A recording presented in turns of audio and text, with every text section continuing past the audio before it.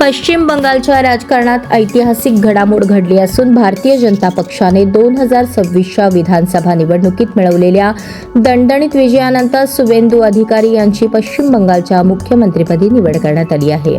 भाजप विधिमंडळ पक्षाच्या बैठकीत गुरुवारी 8 मे त्यांच्या नावावर अधिकृत शिक्कामोर्तब करण्यात आले. केंद्रीय गृहमंत्री अमित शहा यांनी स्वतः ही घोषणा केली.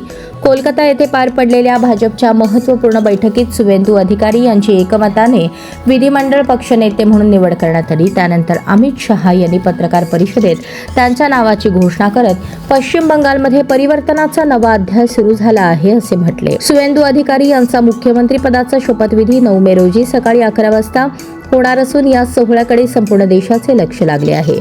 भाजपच्या केंद्रीय नेतृत्वासह अनेक प्रमुख नेते या कार्यक्रमाला उपस्थित राहणार आहेत. यंदाच्या विधानसभा निवडणुकीत भाजपने पश्चिम बंगालमध्ये ऐतिहासिक कामगिरी करत तृणमूल काँग्रेसची तब्बल 15 वर्षांची सत्ता उलथवून टाकली.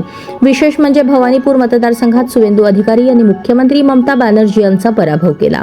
या विजयामुळे बंगालच्या राजकारणात मोठी उलथापालथ झाली आहे. सुवेंदू अधिकारी हे पश्चिम बंगालमधील भाजपचे पहिले मुख्यमंत्री ठरणार असून त्यांच्या नेतृत्वाखाली राज्यात नवे राजकीय समीकरण तयार होण्याची चर्चा सुरू झाली आहे. भाजप कार्यकर्त्यांकडून राज्यभर जल्लोष साजरा करण्यात येत असून कोलकाता सहित अनेक शहरांमध्ये विजयोत्सव सुरू आहे.